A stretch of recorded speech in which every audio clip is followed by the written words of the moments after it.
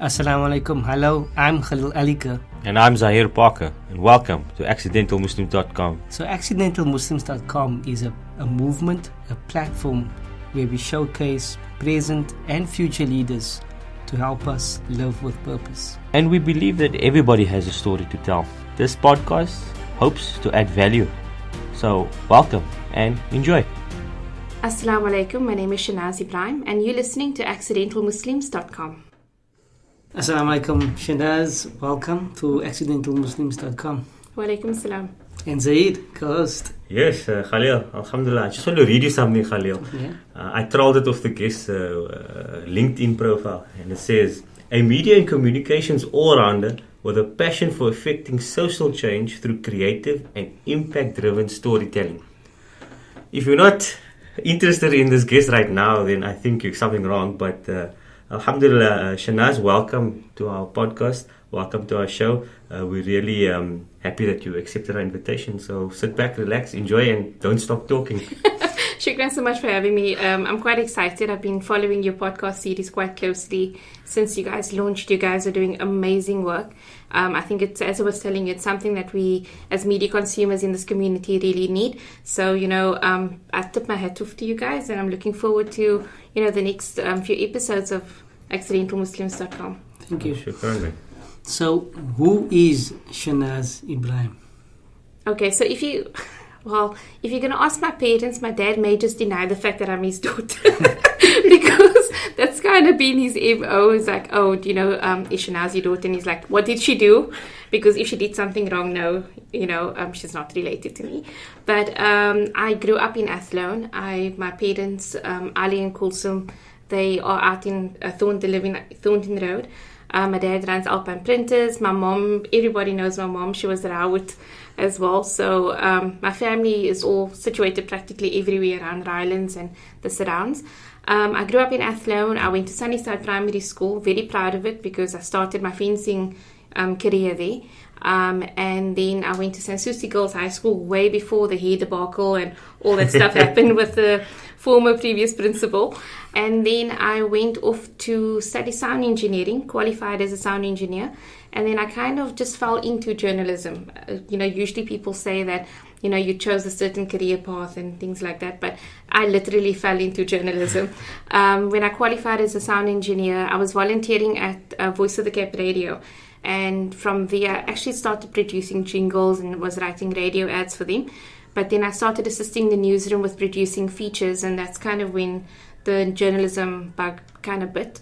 Then thereafter, I actually went to study further. So I did a BA in English and Cultural Studies, specializing in English and history and sociology. I just loved studying historical things, research, how to use research elements to tell a story. And then I actually thought that, studying at UWC would actually help me because I was interested in media because of the radio. And then I found out that Stellenbosch was running a B.Phil course in journalism, which is an honors degree in journalism, specializing specifically in journalism. And I went on to do that. Alhamdulillah, so many years later, I'm back at Stellenbosch University now doing my third year master's degree in journalism, specializing in media management. So that's just kind of a little bit of me. And You said you volunteered. What was your first job, your paid job?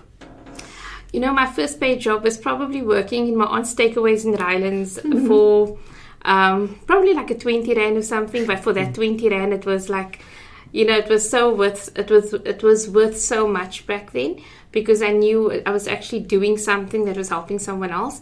And that 20 Rand for me, I think it was just to get enough money so that I could pay competition fees for fencing because obviously you had to pay an entry fee, when you wanted to compete. So I remember that 20 Rand being my saving grace sometimes.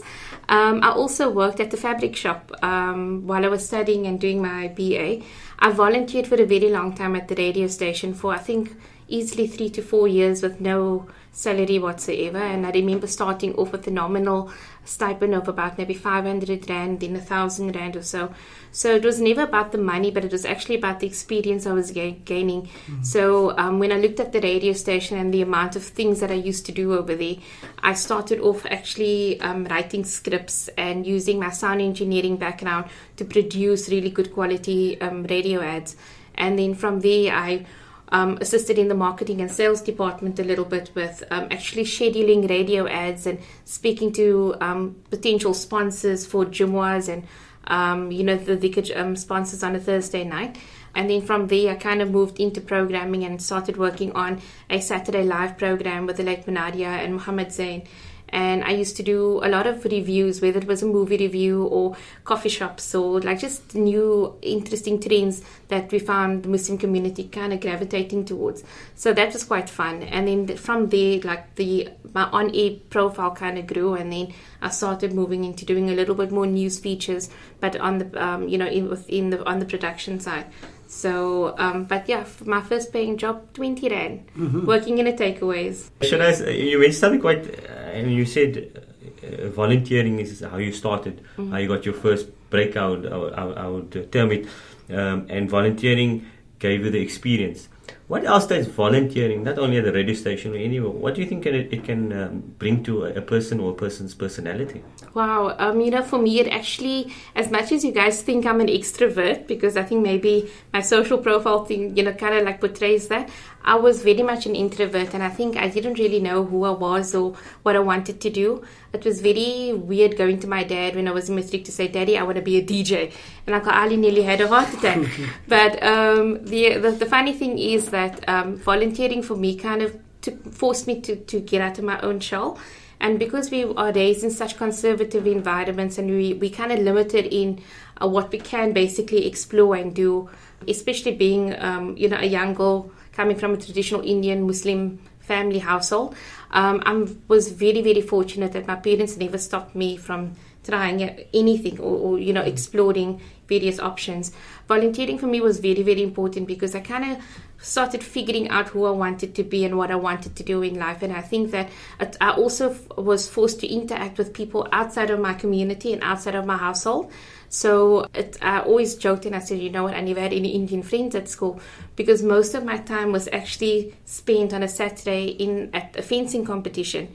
And I was actually volunteering as a fencing coach as well. So I could actually teach other kids, whether they were under 9s or under 11s, just the basic techniques of fencing, because at the time, our club in the area was doing very, very well. And we had some of the top ranking fencers coming from Athlone, and they needed more, assistant coaches to try and, garner more support and get more, young kids involved. So for me, volunteering took me out of my comfort zone. It forced me to interact with other people. It forced me to communicate with other people.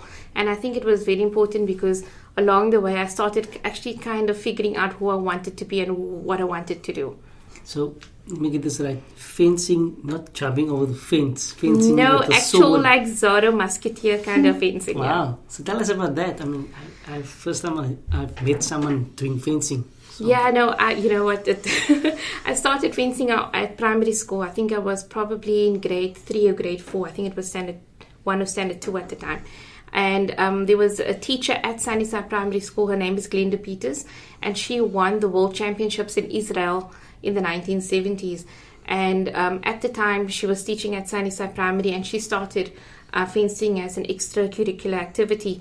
And we just got an announcement one afternoon to say, if you're interested in fencing, come to the hall and, come check it out. And I was very, neskierig, as they say. So it was quite fun because I went and I saw and I thoroughly enjoyed what I was seeing there. I think my dad may have tried to dissuade me from starting it, but after a while they just gave up. And alhamdulillah, it's actually taken me to see so many places in the world. I fenced I competed rather in the Junior Olympics in Moscow in 98.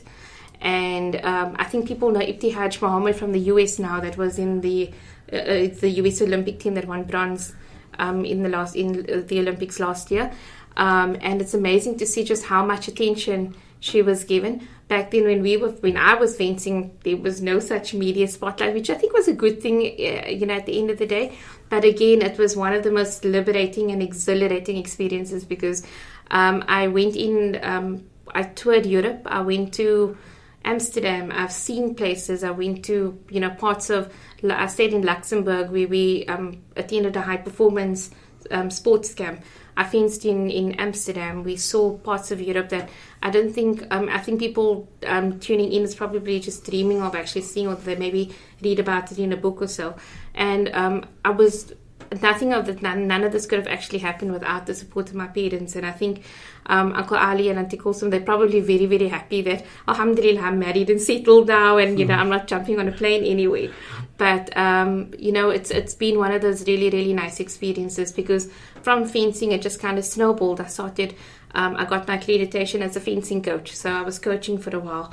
And while I was coaching, I was getting more kids into trying to at least coach them and get them into the sport as well. Your coach, Glenda Peters, if I'm right, Yeah. she announced it and she said, let's start fencing. That's the one thing. Second thing is, you indicated that she was a mom to you during your teenage years.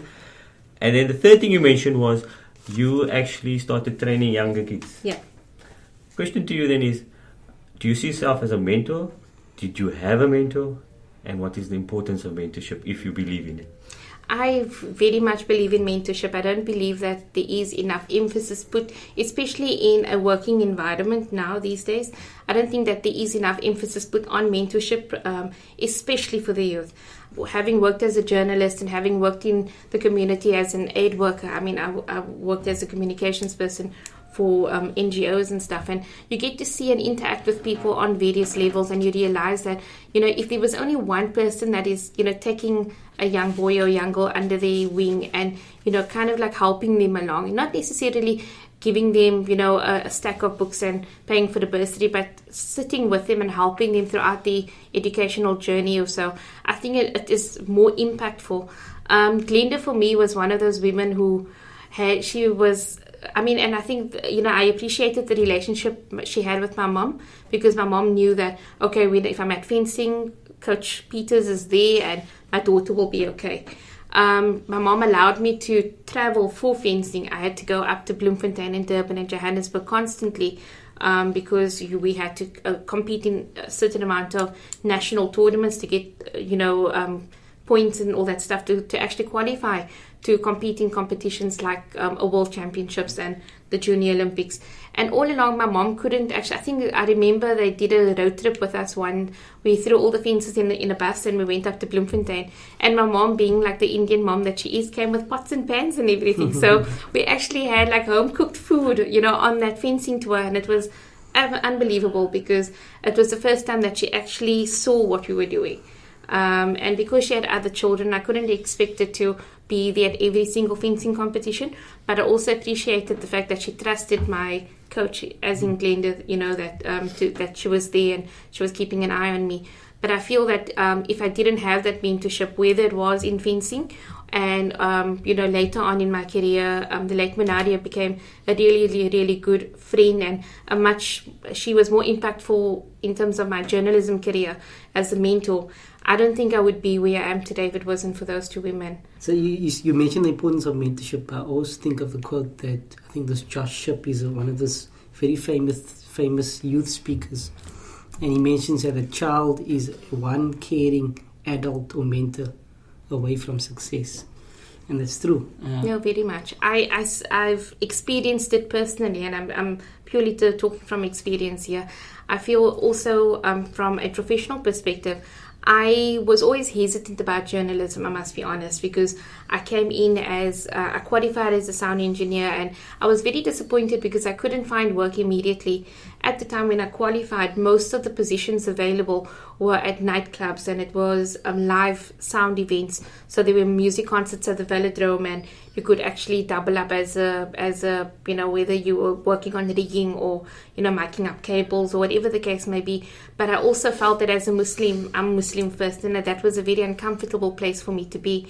Walking on a set, for example, I worked on some TV commercials, also again with my fencing coach, because we used to choreograph fencing scenes for TV ads. And that was also just one of those things that Glenda said, you know what, you got a knack for doing this, so come along with me and, let's try and work on this together. Again, it wasn't that I wasn't comfortable there. I just felt that, as from a Muslim perspective, I didn't feel that I wanted to interact or go to a nightclub and work over there. I did one live event, and I remember coming home at like 6 or 7 in the morning because you had to work throughout the night, and you had to wait until the concert was done. It was at the Velodrome, and then you start working. And we started like basically taking off the set and like de-rigging and everything. And I just felt very uncomfortable because it was an environment where there was alcohol and there was just a whole lot of stuff that was unsavory. And where I was coming from, although I came from a very conservative household, I still felt that I was still very open-minded. But I knew that my parents taught me well, and I knew where to draw the line. After that experience, I knew that sound engineering, perhaps the way I always thought it would be, wasn't for me.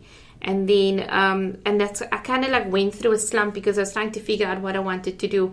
And I think that's when I started getting involved with the radio stations.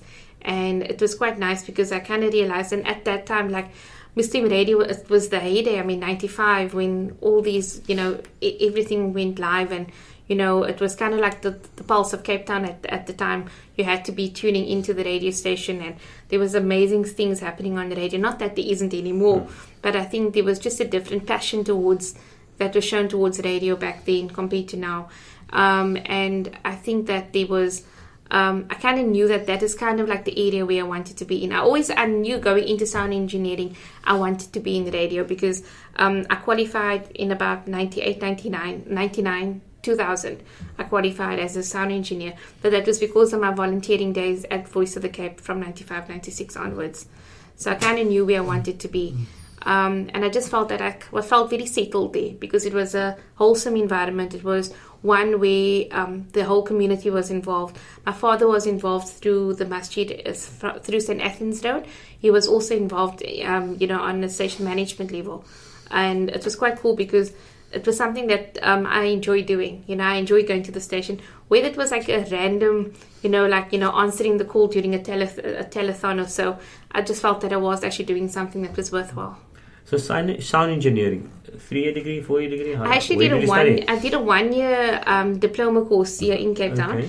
And it was quite interesting because it was from everything, from live sound, how to mic up a drum kit, how to produce a radio ad using Pro Tools, the differences between the different microphones that you get that's on the market, how to look at a room and figure out soundproofing and acoustic treatment, things like that. So I know one of the assignments we did was we were given like an empty shell, and we literally had to develop a sound treatment plan for that room. So that's why when I walked in and I told you, okay, you can do this, that, and the other, it's because I kind of like feel like I kind of see it like happening. The worst thing for me though is, and I'm not lying to you, is going to a live show, whether it's a performance at the Baxter or a live performance at the Velodrome or wherever, and it's just a really poor quality sound. So like that really grates my carrot. I'm not lying to you. I remember early on, I used to actually get up and go to the sound guy. Like tell him, I think there's something wrong here. And they would look at me so funny because like, who's this girl with a scarf staring at me and telling me how to do my job? So I just figured after a while, just ignored it because, everything can't be perfect. So sound engineering, by the sounds of it, actually fitted into your volunteering and I would say your journalism as well. Definitely. Somehow it just came together. No, I never knew at that time where it was going to take me. I felt very despondent. My mom would be the first one to tell you.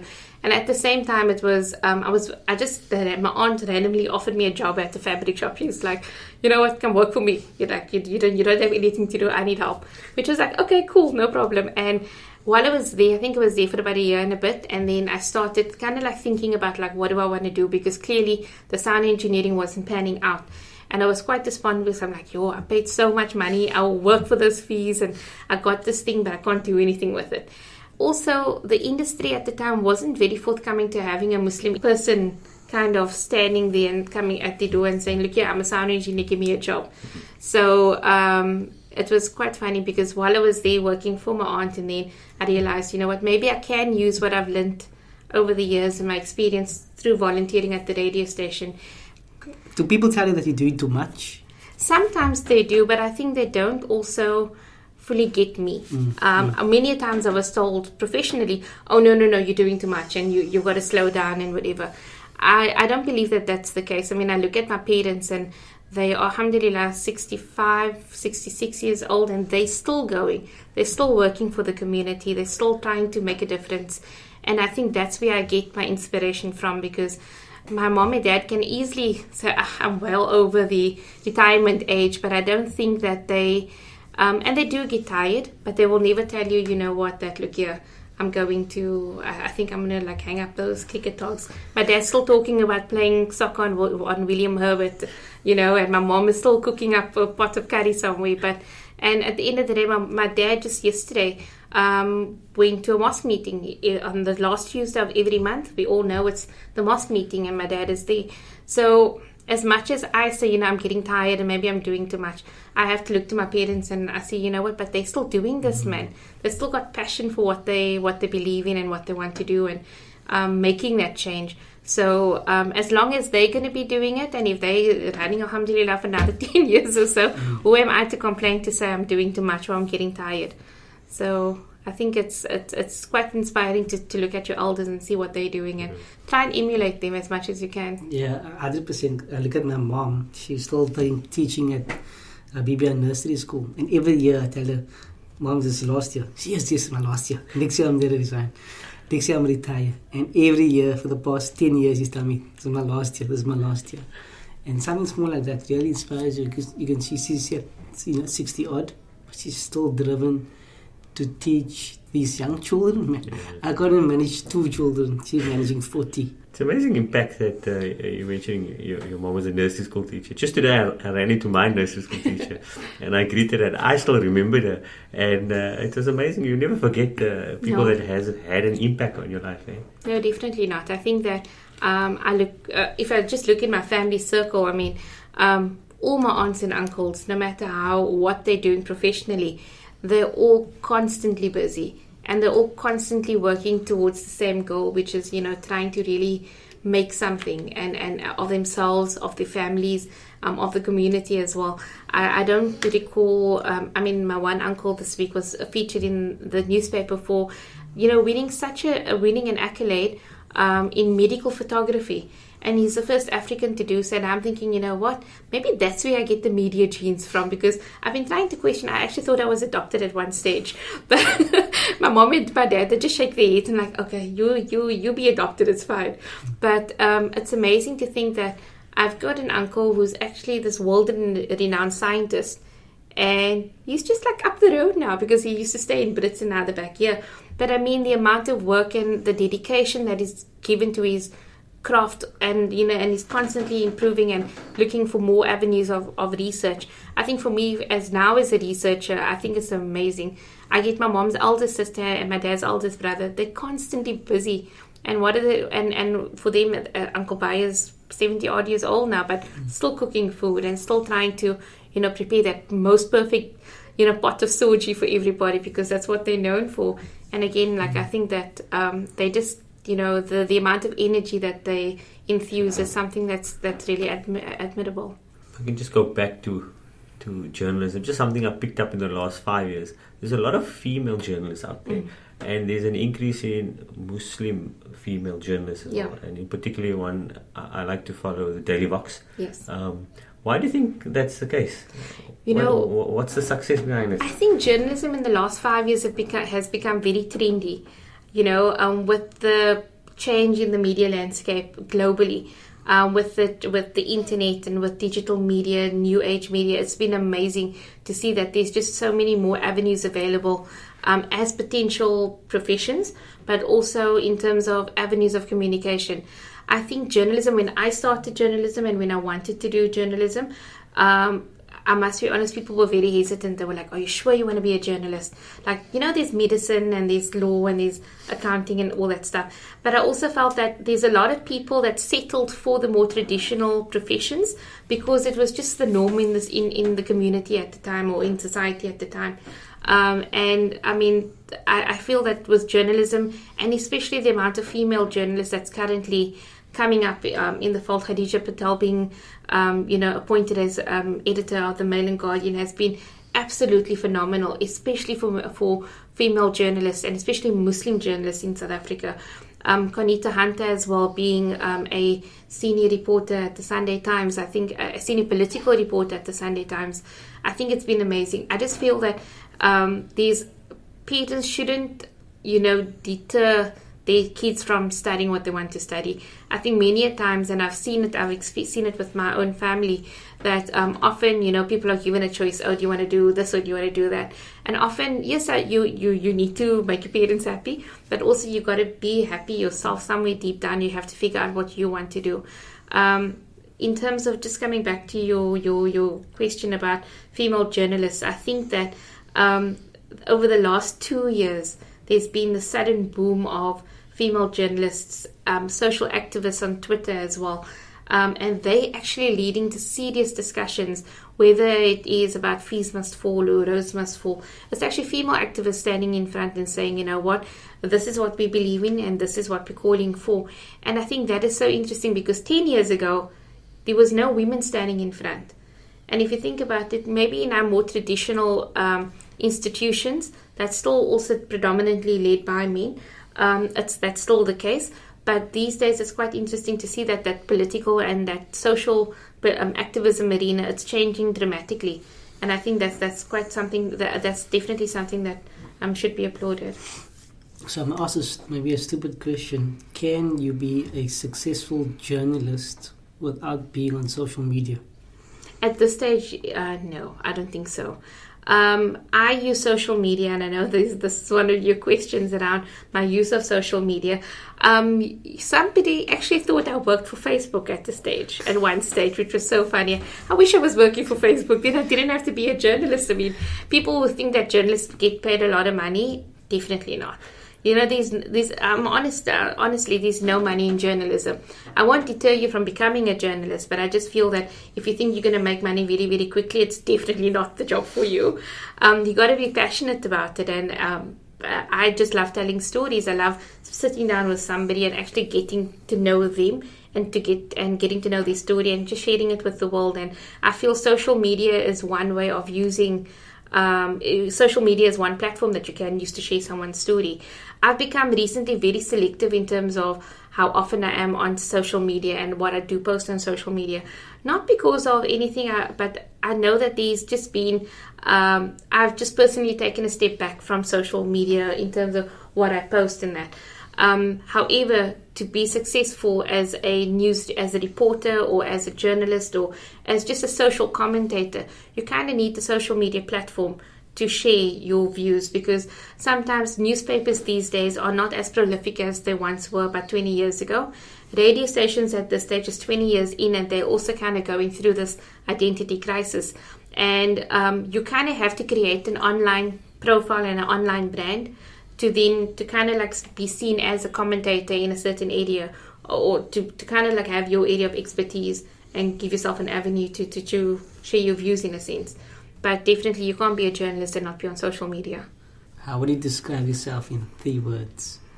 Talkative, fun, and I would probably say very, very loyal. You also mentioned you're not an extrovert, so you're an introvert.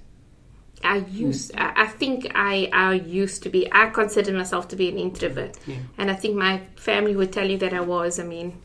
So how did you find that confidence to, go out and find those stories and speak to strangers?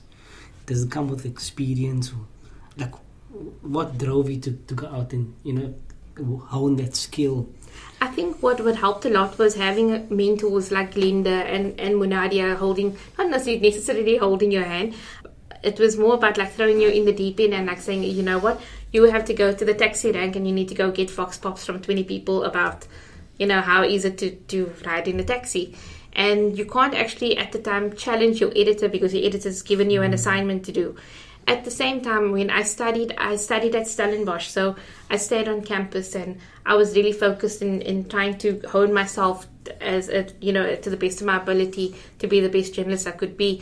And a lot of people were saying at the time, but you don't have to go study journalism. You can just pick up a microphone or a pen and a piece of paper and you can just start asking questions.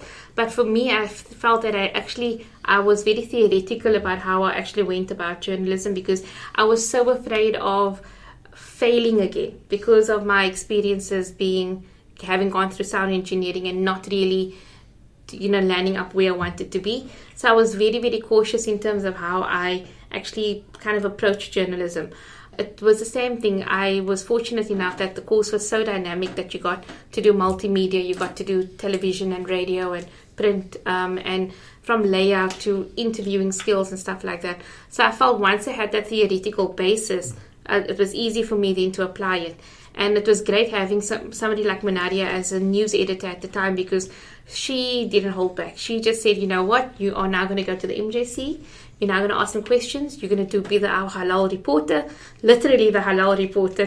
Like, I'm not lying to you. I was the halal reporter. And I had to ask some of the most senior ulama in the Western Cape at the time some hard-hitting questions around halal. And it was a matter of researching and getting to know the content really, really, really well.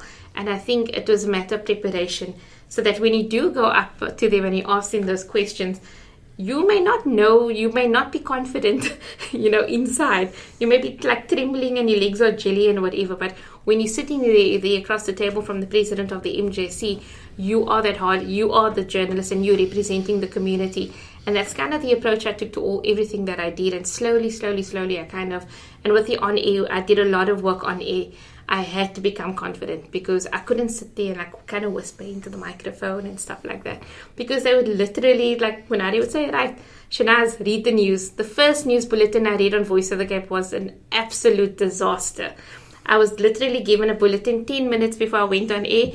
Never read a bulletin in my life, and it's Munadi's like, yeah, read it. You going on air now? And I'm like, no, I'm not going to. She says, I'm your editor, and you can't say no. You must do it. And I went on air, and I think I did if my colleagues are listening in, they'll probably be rolling on the floor with laughter, because a 7-story bulletin became a 2-story bulletin. And because there was no way I could get through that bulletin, but it was the best way ever of learning, because after that, it was a breeze, because you kind of conquered that fear you had. Do you still have the recording of it? You know what? I'm quite sure somebody must have it somewhere, but Interesting. I've never gone back to it. Shanaaz, OFM. How did you end up there? OFM, wow. OFM is a radio station in Bloemfontein. Probably the radio station in Bloemfontein. So when I qualified, when I did my honors degree, I had to do a 1-month internship program. And I was the only journalist in that class of my year that wanted to specialize in radio. So one of the students I was studying with, her mom was the editor at the time at OFM, or the news manager or something. And she actually contacted me and she says, look, I heard you want to do radio. I'm looking for a journalist and I can offer you your internship. So I said, cool. I went up for the month of December. I spent a month there because my internship was for a month. I kind of winged my way through Bloemfontein, I must be honest, because it was, when I went there, it was one of those very, very, it wasn't a very approachable cities. It wasn't one of those approachable cities when it came to halal and being Muslim. And yes, there was a masjid, but the community was very divided and stuff like that. And at the time, I actually stayed. I was house sitting for one of the imams, and he was actually in Cape Town with his family. And then along the way, they kind of came back, so I stayed with him for like another week or so. But it was quite interesting because OFM was probably where I really, really managed to get my journalism chops. I got to drive all over the Free State and the Vaal Triangle. I covered mining stories. I covered a story where there was a shooting on one of the military bases, and there was a gun that misfired and it actually shot a few soldiers. That was actually during a training session. So it was quite weird though, because it was a city that just spoke Afrikaans. I mean, me walking into a newsroom with a scarf on was just mind-boggling for people. What I did appreciate though was the fact that there were like the news editors, and it was the managing director at the time, and he was actually from Cape Town. He was from Gleemo. So Lyndon was like, you know what, don't worry, I'm here, this is going to be okay. I appreciated the support I got from people like Lyndon and Sean, who was also a Cape Townian. I actually had 2 stints at OFM. I did my internship, and then shortly after I got engaged, actually, I went to OFM and I went to go and work there as a journalist. And that was also quite an experience, because I think my mom felt I was running to Bloemfontein and I wasn't going to come back and get married. But alhamdulillah, 9 years later, I'm still here, and Gire is still here, so that's quite good. But OFM honestly was a phenomenal experience. It was a mainstream music radio station. So if you think KFM and Highveld Stereo, it's basically the sister station in the Free State. The worst part for me though was, besides the lack of halal food, it was New Year's Eve in Bloemfontein, where everything closes at 6 o'clock the evening. So I remember winging in the new year, watching like the Three Amigos and probably eating like a very, very cold portion of Nando's that I bought at 3 in the afternoon. But that was kind of Bloemfontein for me. Last couple of questions. We want to honor your time. So Shanaaz, what's your definition of success? Wow. It's never been about the number of hits or likes on a Facebook page, or about the number of visitors, foot traffic to a website or so for me. It's about, just knowing that I did my best. I know it sounds very cheesy and people may not necessarily think that, that's all it's been for me. One of the reasons why I also kind of stepped back from social media was because I didn't want people to say, she did it. It's not about that. As I was telling you guys, that story, whether it was from Lesotho or spending time with Syrian refugees in Turkey, it's their story. It's not mine. I'm merely just the vehicle, that's passing the information through. But for me, success is just knowing really well that, I made somebody happy, whether it was through a story I shared or something I wrote, or being able to interview a chieftain and she's telling you, God sent you here today. Shanaaz, as you know, AccidentalMuslims.com, we try to create a platform, a reservoir of data for youngsters out there, particularly matriculants perhaps, or maybe university students or people that became disillusioned with sound engineering. What advice would you give prospective youth, be it school leavers, or say disillusioned university students? They're not sure what they want to do 2 years into the degree. Any advice you want to share with them, particularly about your profession or your experiences? I think the one thing is that don't feel like you failed. I think that's very, very important. It's quite easy to kind of listen to, that kind of negative talk within a community or within your family structure. Maybe you've been studying for 2 years and you realize, but what, I don't want to do BCom, I want to be an artist or so. I think that for me, it was a matter of like finding something, and this is where volunteering comes in. If you're not too sure whether you want to still be a lawyer, or, go and volunteer, go and job shadow. There's so many opportunities available where you can actually just call a company and say, you know what, I actually want to just spend a few days here because I don't know what you do. And before you go and make that decision, if you're in matric now, go and investigate, go and do your research, phone up companies, speak to people in, that sector that you're interested in. When it comes to journalism, people are more than welcome to give me a call, and, I can, whether you want to come and, intern or just, spend a few hours with me or so, you're more than welcome to do that. But I feel that you don't give up hope, because there's always a way. I realized, I learned that the hard way. If plan A doesn't work, there's plan B, there's plan C, there's all the way to plan Z. There's 26 letters in the alphabet. But don't give up hope. Do your research. It's very, very important. You need to know what you're getting into. So if you think that you're going to make money off journalism, I can tell you now, honestly, no, you're not going to. But do your research and just enjoy everything. Like, try and take up as many opportunities as possible, whether it is to volunteer at an organization, or whether it is to working or attending clubs at school and things like that, where you get to experience maybe visiting an old age home or so. Take up as many opportunities as you can. Shanaaz, you mentioned when we started the program, master's degree, honors degree, back at university, went somewhere else. Continuous professional development, and by extension I would say continuous personal development. How important is that? I think it's very, very important. For me, I needed to do the masters for two people. One for my mom. My mom wasn't, growing up, she wasn't afforded the opportunity to go and study further. So she would always tell me, you know what, I want you to go study, I want you to go study. So when I realized that sound engineering didn't quite work out, I always felt that maybe I kind of disappointed her along the way, right? And for me, it was like, no, I need to make it right. So it was always to go further. My mom always says, you can have as much money in the world, but the one thing that people can't take away from you, but you can lose that money. But the one thing that people won't take away or can't take away is your education. And for me, that's kind of like my driving force when it comes to studying further. The master's degree, which is so weird because I posted about this today on social media, was kind of something that Munadia, it's I think the third anniversary of her death today. And it's like one of those very, you kind of like sit back on the 1st of February and you think about, like her legacy. And I'm kind of part of that legacy, because I've trained under her. I think as like a journalist because of her. And the last conversation I had with her, and I was very fortunate, was in the week of her death, was she said, you need to take my legacy forward. You need to continue my work at the radio stations. You got to continue my interest and my desire to see Muslim media grow in South Africa. And I want you to finish your master's degree, because with that degree, you have to help community media.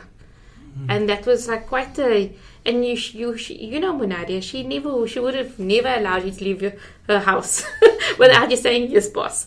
So, I still feel like 3 years later into this degree, I actually thought of like dropping it somewhere along the way, because it was really, really, it was all encompassing. But alhamdulillah, I see the light at the end of the tunnel, and I know I'm doing it for my mom and for Munadia. So there's definitely a reason for that. You touched on to one of the questions I wanted to ask you about is, how does one go about leaving a legacy, and is it important now? You already touched on that. Is your latest project media communications, is that part of capacity building yourself for leaving that legacy that Munadia made you promise? You know what? Project Media Communications, I wouldn't necessarily say it's my legacy, but I think it's more about capacity building within the community. So it's ideally a platform or a vehicle that I'm using at the moment to try and build media skills within the community, whether it is public speaking or writing, or assisting community organizations with events management, or developing a communications plan. Over the years, I've kind of absorbed all this information and all this experience, and I feel that my journey, in a sense, with working as a journalist and as a communications person, it's not over yet. So Project Media is kind of like my little pet project I've had since 2009. I've always had this idea to go back and give back, because that's kind of been like my, I don't know, how can I say, but it's kind of like being like my driving force with whatever I do. And so it's not so much my legacy. I wouldn't like to see it as my legacy, but it's merely an opportunity or a vehicle that the community can call on, so that, we can try and help them as best we can to achieve their objectives and their goals. If you have one day left, and it's one more day, what will you say, and to who will you say it? I'll actually just ask for a cup of coffee, like a really good cup of coffee. Let me chill with a good cup of coffee. Because life is too short for bad coffee, guys. Really, life is too short for bad. So I know you wanted something philosophical, but really, I'm just going to ask for that one cup of, double shot cappuccino. That's perfect. But that's what we love. It's something different. So you just want coffee? I just want coffee. Okay, Good lovely. Good cup of coffee. Shanaaz, it's been a pleasure having you here. I know I speak for Khalil as well. We make dua that Allah puts barakah in everything that you do. Allah protects you and your family. And I have no doubt that Auntie Kulsum and Uncle Ali will be proud of you if they're listening to this. She was a good girl, alhamdulillah. And we just hope that you continue with your work. It's important work. And no doubt, I learned just sitting here listening to you. And I have no doubt that the listeners of AccidentalMuslims.com will learn as well. Shukran. Afwan, thank you so much for having me and allowing me to kind of take over your space for a bit. But I'm hoping to listen to more of your podcasts, because I really feel that is the future of our Muslim media in South Africa. And, whenever you guys are ready and you want to take it to the next step, give us a call at Project Media. Alhamdulillah. Assalamualaikum. Walaikum salam. So that's it for today's show. We hope we added value. We hope you enjoyed it. But most of all, we hope our guest has inspired you to live with purpose. Don't forget to send us your suggestions via info@accidentalmuslims.com. If you know anybody out there that is inspiring, that's leading, that's living with purpose, please do contact us. And remember, feedback is our oxygen. So follow us on social media. We're on Facebook, Instagram, and Twitter. I hope you enjoyed. God bless. Assalamu alaikum.